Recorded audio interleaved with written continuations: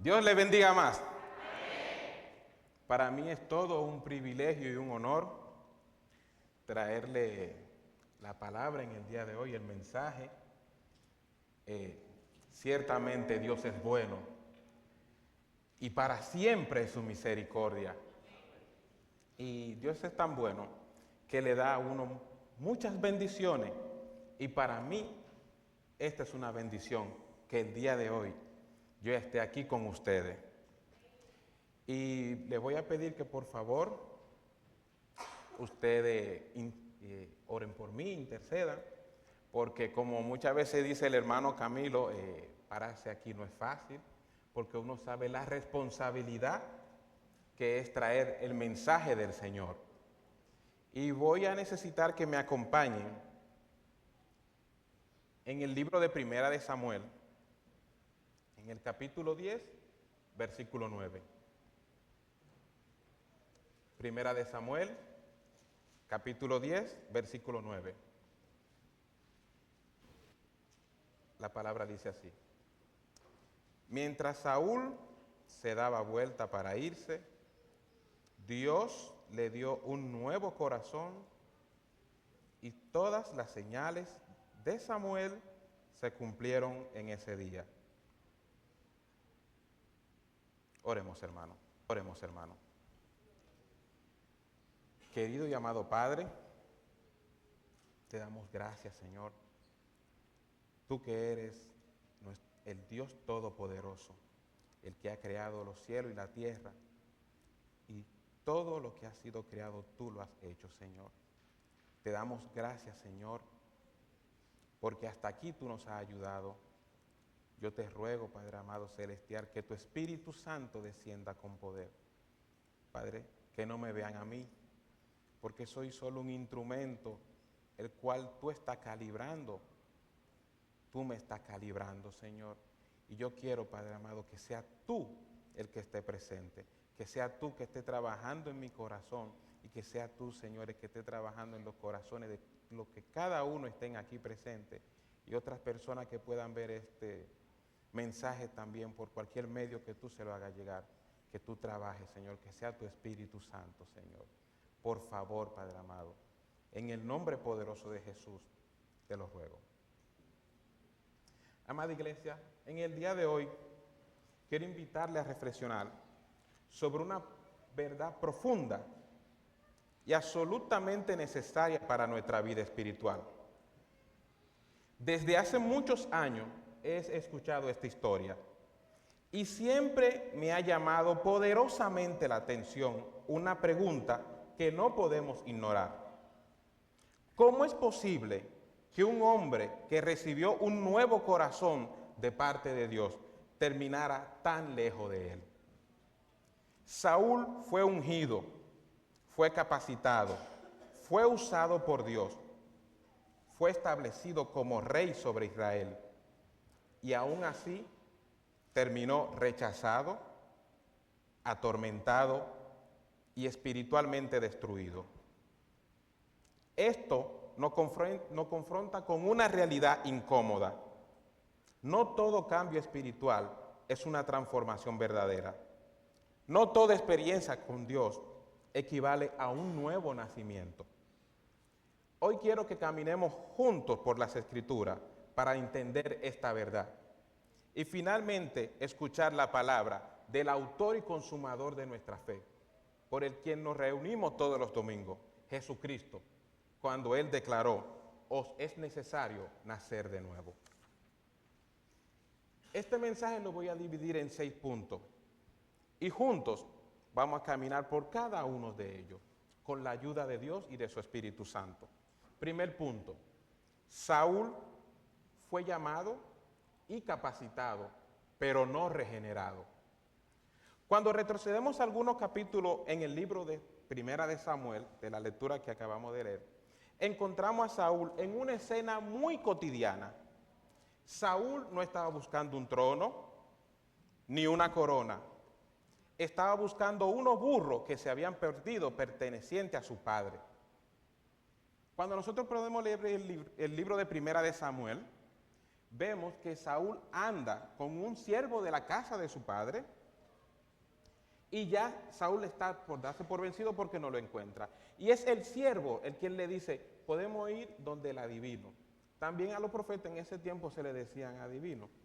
Y Saúl llega y dice en un momento que no tenía ni siquiera para pagar el tributo y es el siervo que le dice que tiene.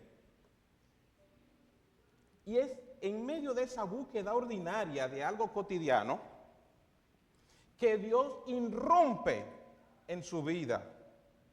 Y podemos ver también en el mismo primer libro de Samuel que esto sucede porque Israel había pedido un rey. Y ya Dios le había dicho a Samuel todo lo que iba a acontecer. Cuando Saúl llega a donde Samuel lo unge, Dios lo escoge y el Espíritu del Señor viene sobre él, sobre Saúl. Saúl recibe un nuevo corazón en el sentido funcional.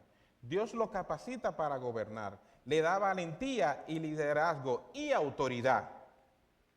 Pero, ¿qué sucede? Podemos ver en el capítulo 11 de Primera de Samuel que Jabes de Galá era una ciudad de Israel y estaba sitiada por un rey de los amonitas que se llamaba Naas.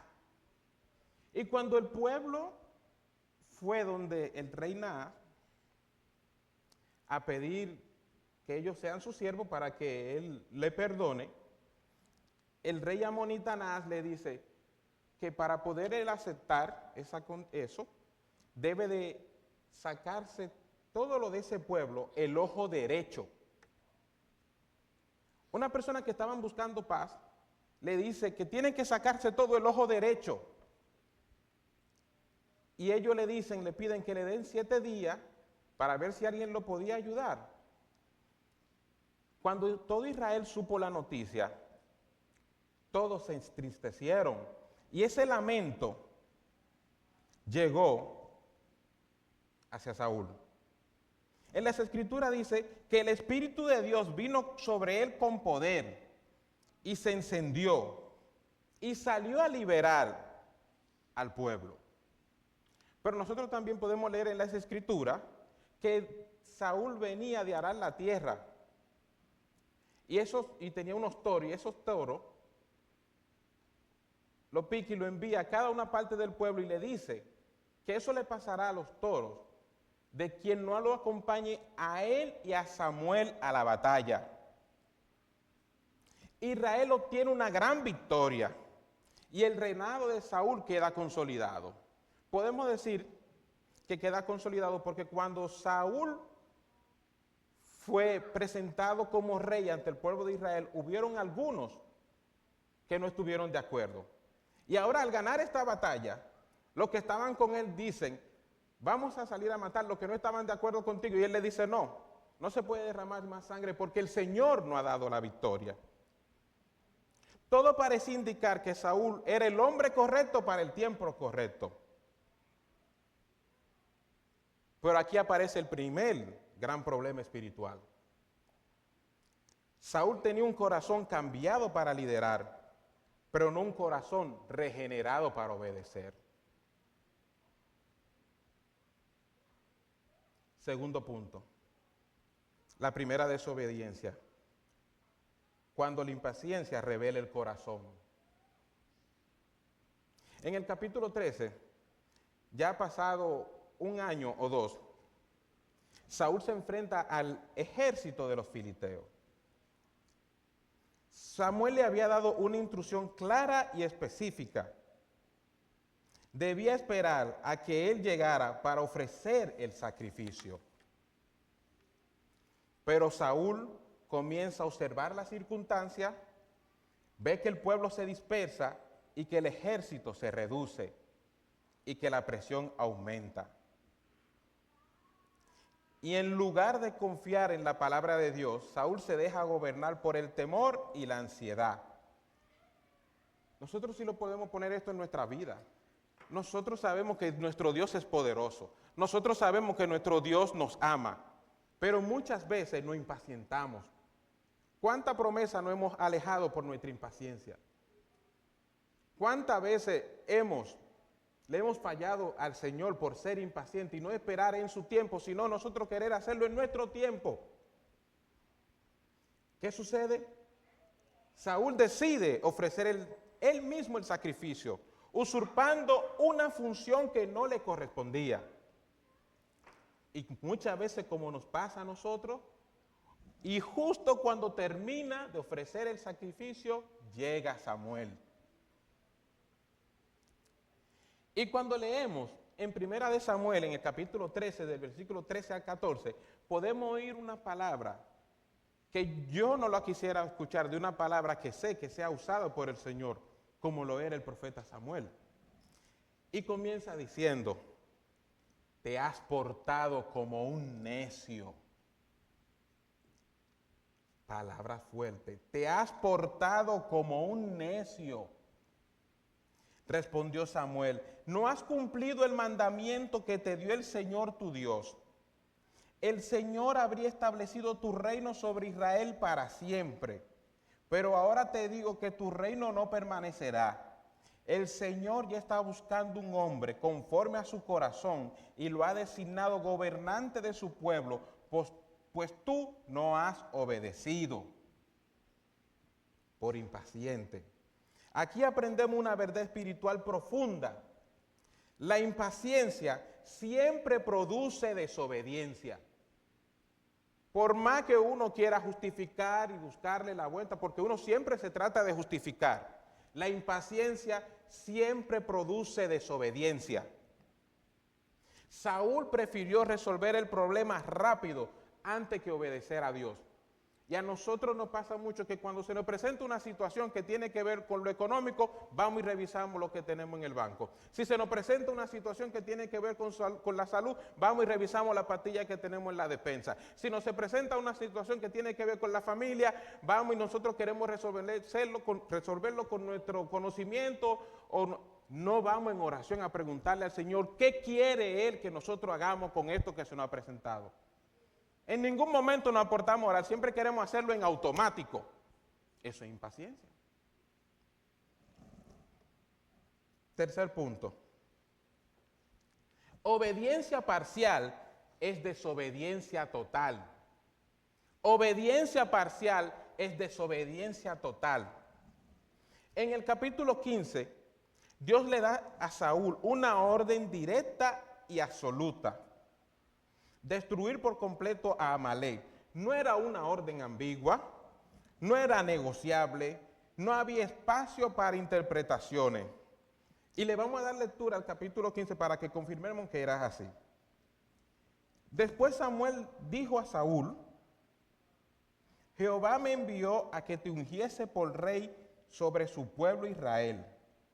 Ahora, pues, está atento a la palabra de Jehová. Así ha dicho Jehová de los ejércitos: yo castigaré lo que hizo Amalek a Israel al oponérsele en el camino cuando subía de Egipto. Ve pues y hiere a Amalek y destruye todo lo que tiene y no te apiades de él. Pero ¿qué acontece? Saúl vuelve a desobedecer. Perdona la vida del rey Agag y guarda lo mejor del ganado.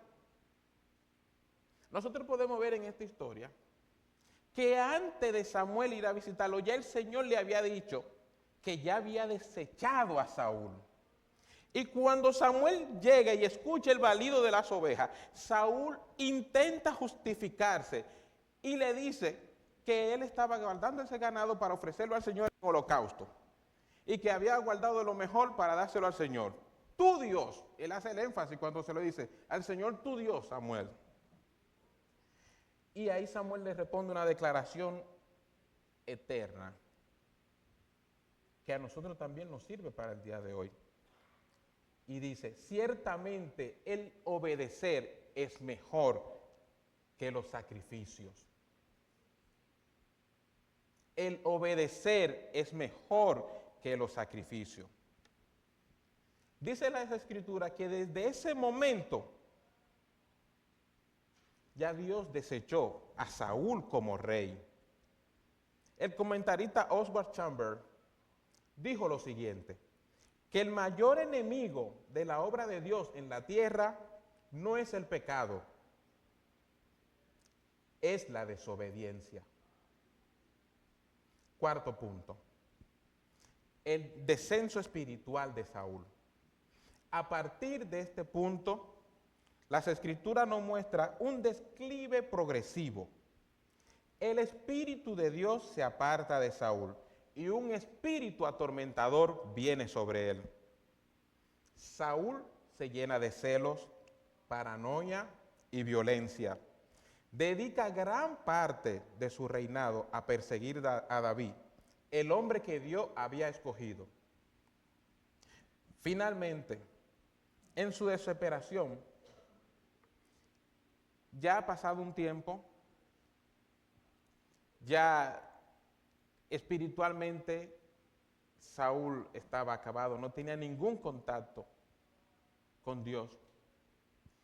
Y los filisteos lo tienen rodeado para la batalla y él no sabe qué hacer.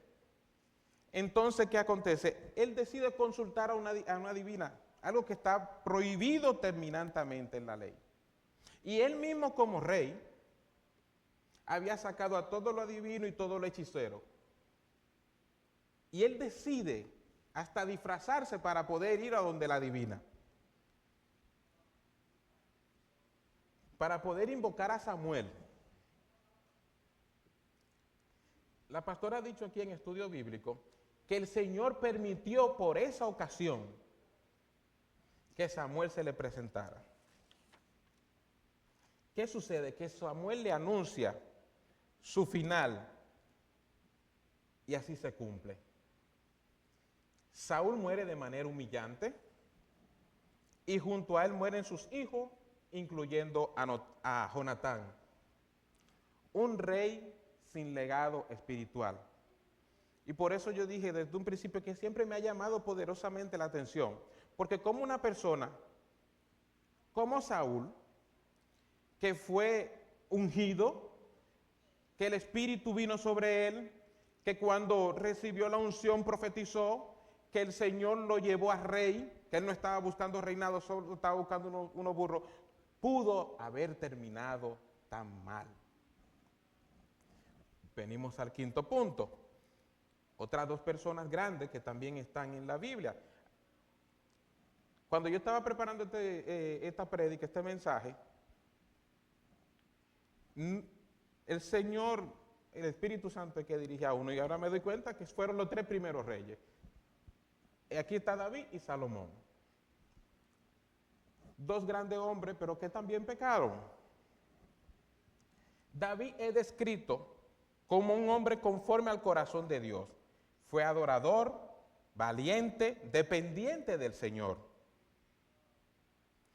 En el capítulo 16 de Primera de Samuel podemos ver cómo Samuel unge a David, y también el que ha leído este libro sabe que cuando Samuel está triste porque ya Dios había desechado a Saúl, el Señor le dice, coge tu cuerno, ve donde Isaí, que ahí ya tú vas a ungir al próximo rey. Y cuando Samuel llega a la casa de Isaí, estaban todos los hijos y según las escrituras le presentan uno por uno, y David estaba en el campo haciendo algo cotidiano, pastoreando también. Y cuando le presentan todo, Samuel tiene que preguntarle, ¿esos son todos tus hijos? Le dice, no, hay uno que está en el campo, que es el más joven, el más chiquito. Mándalo a buscar, que no podemos sentarnos a la mesa hasta que él no venga. Ahí vemos que Samuel unge a David. Pero también podemos ver en el capítulo 17, cuando David se enfrenta a Goliat y vence a Goliat. Para los ojos humanos, David no era rival para Goliat. Pero gracias a Dios que lo protegió y lo guardó, David pudo vencer a Goliat.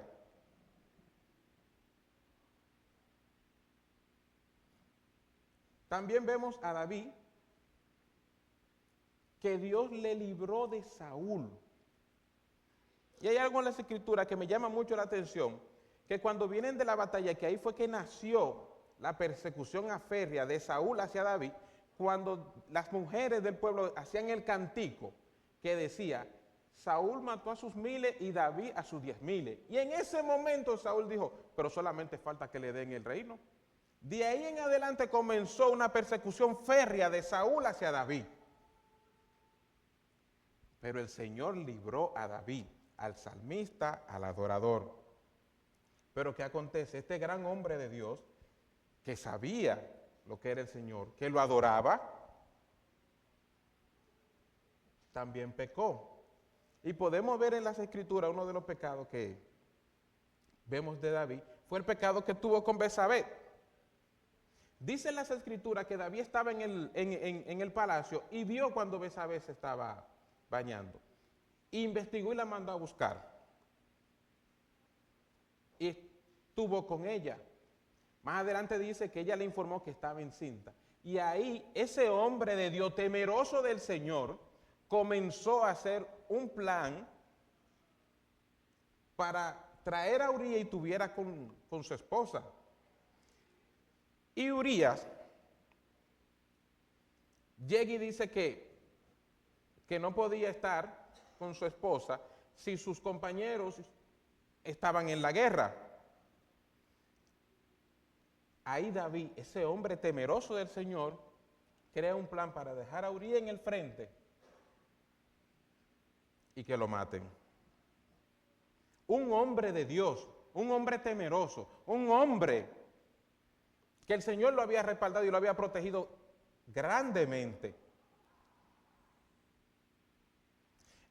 Este pecado trajo consecuencia devastadora para David y su familia. Esto trajo la rebelión de Absalón, hubo fratricidio, hubo pecado de depravación sexual, porque el pecado trae consecuencias. ¿Qué podemos decir de Salomón?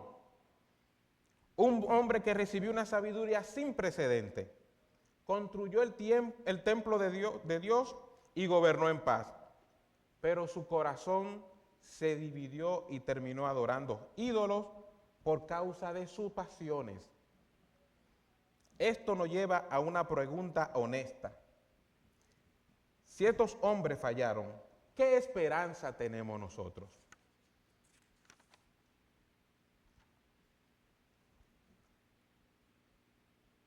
Estos hombres fueron muy usados por Dios. Vimos que fueron los 3 primeros de reyes de Israel y vimos algunos de los pecados que cometieron. ¿Cómo en su momento más alto le fallaron al Señor? Muchos pueden pensar, si esos fueron ellos, ¿qué podemos hacer nosotros en este mundo actual, donde hay tanta distracción y el pecado abunda? Pero ¿qué dice nuestro Redentor? Jesús, el autor y consumador de nuestra fe. Y aquí vamos a entrar al 6º punto.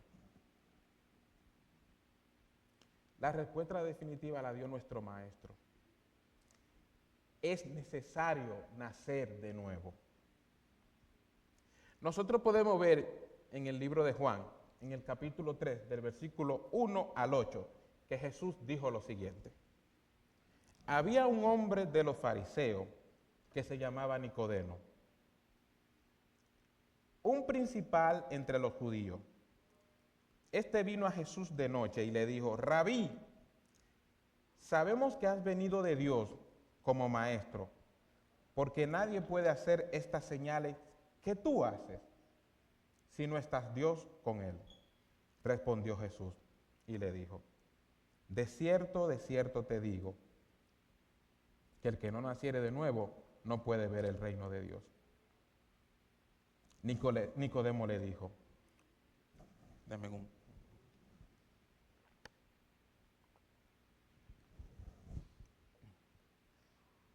Nicodemo le dijo, ¿cómo puede un hombre nacer siendo viejo? ¿Puede acaso entrar por segunda vez en el vientre de su madre y nacer? Respondió Jesús, de cierto te digo, que el que no naciera del agua y del Espíritu no puede entrar en el reino de Dios. Lo que es nacido de la carne, carne es. Y lo que es nacido del Espíritu, Espíritu es. No te maravilles de que te dije, oh, es necesario nacer de nuevo. El viento sopla de donde quiere y oye su sonido, mas ni sabe de dónde viene ni a dónde va. Y así es todo aquel que es nacido del Espíritu. Nicodemo era religioso, conocedor de la ley y moralmente intachable. Pero Jesús no le habló de religión ni de conducta externa. Le dijo, el que no naciere de nuevo no puede ver el reino de Dios. Jesús enseña que no se trata de reforma, sino de regeneración. Eso fue lo que pasó con Saúl. No tenía un corazón regenerado. No es una carne mejorada, es una vida nueva en el Espíritu. Ahora, ¿cómo se nace de nuevo? Primero se reconoce la necesidad de entender que somos unos pecadores, que estábamos muertos en nuestros delitos y pecados, y debemos de estar arrepentidos de nuestras acciones pasadas. Depositar nuestra fe en Jesús. Tenemos que tener un encuentro con Jesús creyendo que es el Hijo de Dios y que murió y resucitó para darnos vida y vida en abundancia. Jesucristo es el camino, la verdad y la vida. En Jesucristo es que tenemos salvación. Por Jesucristo es que podemos ser hijos de Dios. Por Jesucristo es que tenemos esperanza en la vida eterna. En Jesucristo es que somos coherederos del reino. A través de Jesús es que tenemos perdón y redención, vida eterna. Y tenemos al Consolador, al Espíritu Santo. Y cuando tenemos el depósito del Espíritu Santo, que el Espíritu Santo está en nosotros, comienza el fruto del Espíritu. ¿Y qué es el fruto del Espíritu? Amor, benignidad, mansedumbre, dominio propio, discernimiento. Y es obligado que tenemos que ser una nueva criatura. Nacemos de nuevo. Gracias a Jesucristo.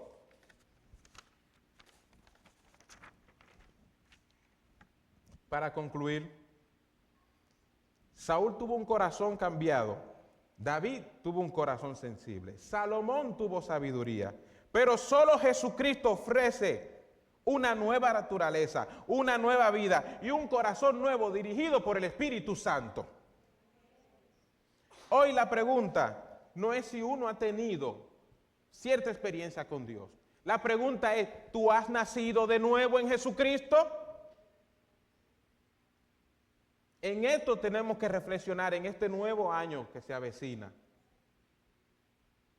Estar más consagrado con Dios, buscando más su santidad y nosotros ser más santos para parecernos más a su Hijo Jesucristo. Porque solo el que nace del Espíritu Santo puede vivir para la gloria de Dios. Oremos, hermanos.